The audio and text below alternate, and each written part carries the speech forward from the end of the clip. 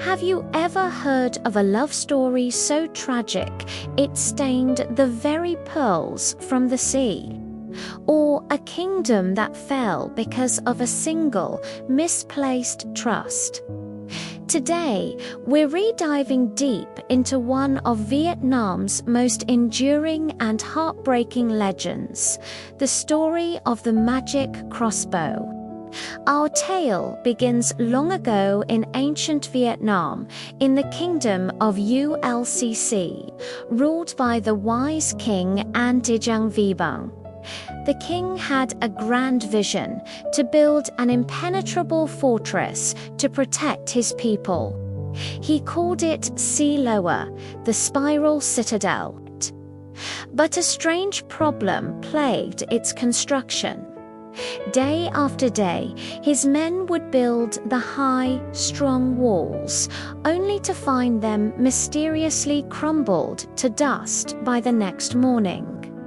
It was as if the very earth refused to hold the fortress. The king grew desperate. He prayed day and night, pleading with the heavens for a solution. His prayers were finally answered in a dream. A magnificent golden turtle, a sacred spirit, appeared before him. The turtle spoke with a voice as old as the sea. "Your kingdom is in peril, but I can help. I will give you one of my own claws. Fashion it into the trigger of a crossbow, and you will create a weapon of immense power. With it, no enemy will ever conquer your lands." When King An Dejang Vibang awoke, he was astonished to find the very same golden turtle from his dream waiting for him by his bedside. The divine creature offered him one of its golden claws, repeating the instructions. The king, filled with gratitude and awe, immediately summoned his finest craftsmen. They worked tirelessly, following the turtle's guidance, and forged a crossbow of incredible design. They named it Lin Quang Kim Kwai, the sacred golden turtle crossbow. This wasn't just any weapon, it was magic. A single pull of its trigger could unleash thousands of arrows, raining down upon an enemy army like a storm of steel. The kingdom of ULCC was now truly invincible. News of this powerful weapon spread far and wide, instilling both respect and fear in neighboring lands. Soon enough, the crossbow's power was put to the test. The ambitious ruler of the neighboring kingdom, Trigu, launched a massive invasion, hoping to conquer ULCC. His army was vast and confident, but as they approached the walls of Si Loa, King An Dejang Vibang stood atop the ramparts, holding the magic crossbow. With a single effortless pull, a torrent of arrows flew through the air, decimating Triua's forces. The invasion was crushed in an instant. Triguka retreated, humbled and defeated, but also deeply intrigued by the source of ULCC's impossible power. Realizing he could not win by force, Triua devised a cunning and cruel plan. He sent a message to King An Dejang Vibang, feigning a desire for peace and proposing a political alliance. The token of this newfound friendship, a marriage between his own son, the handsome Prince Trung III, and the king's beloved daughter, Princess Musho. King An Dejang Vibang, a man who valued peace above all, saw this as a golden opportunity to end the conflict for good. He welcomed the proposal with an open heart, unaware of the sinister plot hidden behind the friendly gesture. He threw a grand wedding celebration, and the entire kingdom rejoiced, believing a new era of peace had begun. Princess Musho, known for her innocence and kind heart, fell deeply in love with her new husband. Trung 3, however, was on a secret mission. His father, Triu had given him one command: discover the secret of the Magic Crossbow. Playing the part of a devoted husband, Trung 3 spent his days by Musho's side, showering her with affection and earning her complete and utter trust.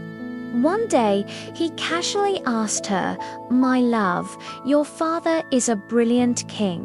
How is it that his kingdom is so well defended? What is the secret to his strength?"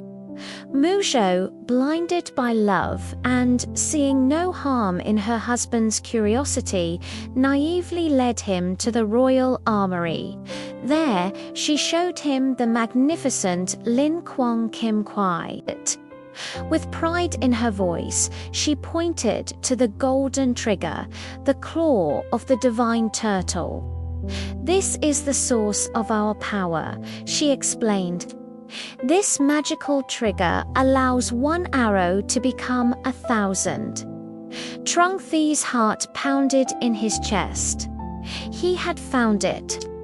That very night, while the princess slept soundly, he crept back into the armory.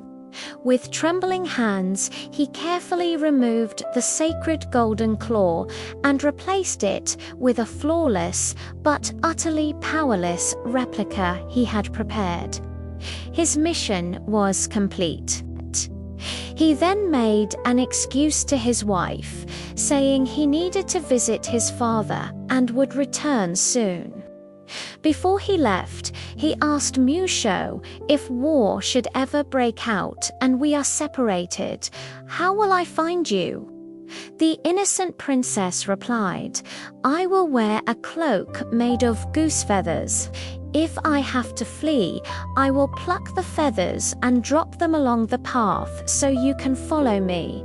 With the real trigger in his possession, Trung 3 raced back to his kingdom. He presented the golden claw to his father, Triu, who immediately launched another invasion. This time, the attack was swift and without warning. As the enemy soldiers swarmed towards Lower, King Andejung Vibung remained calm. He ascended the citadel walls, the crossbow in his hands, confident of another easy victory. But when he pulled the trigger, nothing happened. He pulled again and again. Only a single, useless arrow fell limply from the bow. The magic was gone. A wave of horror washed over the king as he realized he had been betrayed. The walls were breached, and the kingdom of Ulcc fell into chaos.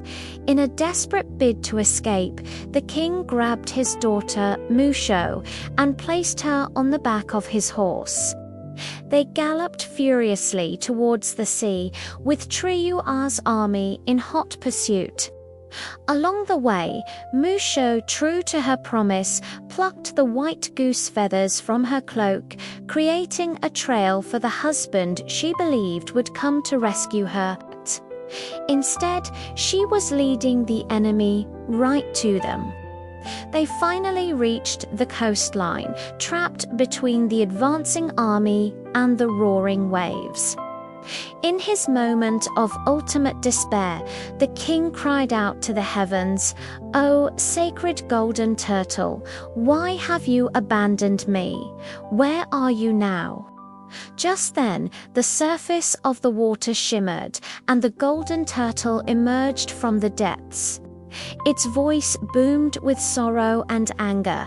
"The traitor you seek is not in the enemy camp. The enemy is sitting right behind you." King and Dejang Vibang turned and looked at his daughter.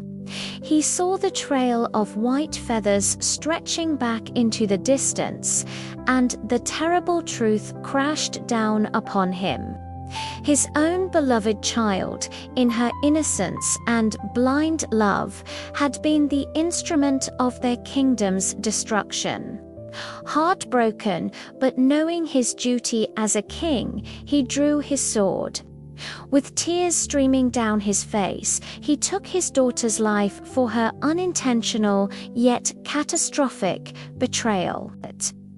Then, standing alone on the shore as the enemy closed in, King An Dejang Vibung followed the golden turtle into the sea, disappearing beneath the waves forever. But the tragedy doesn't end there. When Trunk 3 followed the feather trail, he found not his living wife, but her lifeless body on the sand. The weight of his deceit and the loss of the woman he had perhaps come to genuinely love crushed him. Overcome with unbearable grief and guilt, he returned to the citadel and threw himself into the same well where Musho used to gaze at her reflection. Legend says that the blood of Princess Musho flowed into the sea and was absorbed by the oysters, which then created luminous pearls.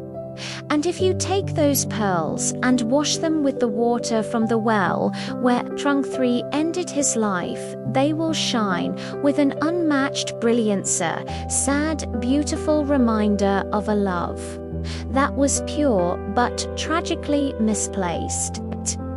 It's a powerful story about trust, betrayal, and the devastating consequences of naivety.